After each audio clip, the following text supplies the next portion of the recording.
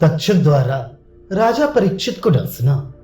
उग्र शिवाजी कहते हैं, हस्तिनापुर पहुंच जाने पर तक्षक ने सुना राजा परीक्षित की मंत्र तथा विष उतारने वाली औषधियों द्वारा प्रयत्न पूर्वक रक्षा की जा रही है।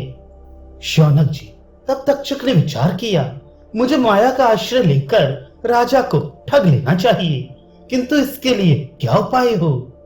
तदनंतर तक्षक नाग ने फल, दर्भ अर्थात कुशा और जल लेकर कुछ नागों को तपस्वी रूप में राजा के पास जाने की आज्ञा दी।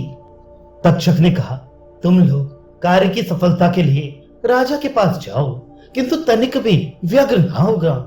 तुम्हारे जाने का उद्देश्य है महाराज को फल, फूल और जल भेंट करना। उग्र शिवाजी कहते हैं, तक्षक के आदेश देने पर उन नागों ने वैसा ही किया। वे राजा के पास कुश, जल और फल लेकर गए।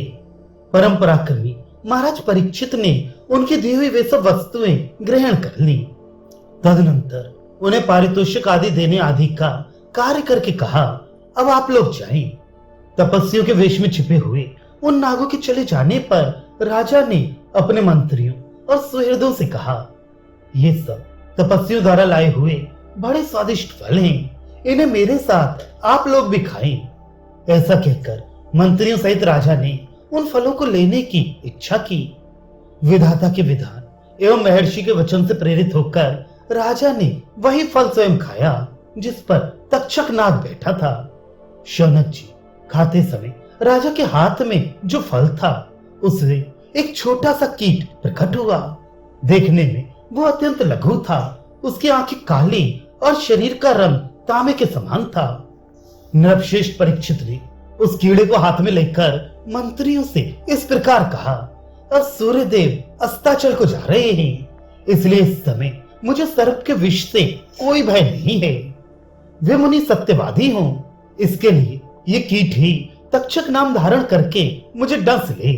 ऐसा करने से मेरे दोष का परिहार हो जाएगा। काल से प्रेरित होकर मंत्रियों ने भी उनकी हाँ में हाँ मिला दी। मंत्रियों से पूर्वोक्त बात कहकर राजा धीराज परीक्षित उस लघु कीट को कंधे पर रखकर जोर जोर से हंसने लगे।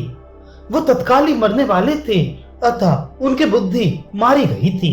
राजा अभी हंसी रहे थे कि उन्हें जो निवेदित किया गया था उस फल से निकलकर तक्षक नाग ने अपने शरीर से उनको जकड़ लिया। इस प्रकार वेग पूर्वक उनके शरीर में लिपटकर नागराज तक्षक ने बड़े जोर से गर्जना की और भूपाल परीक्षित को डस लिया।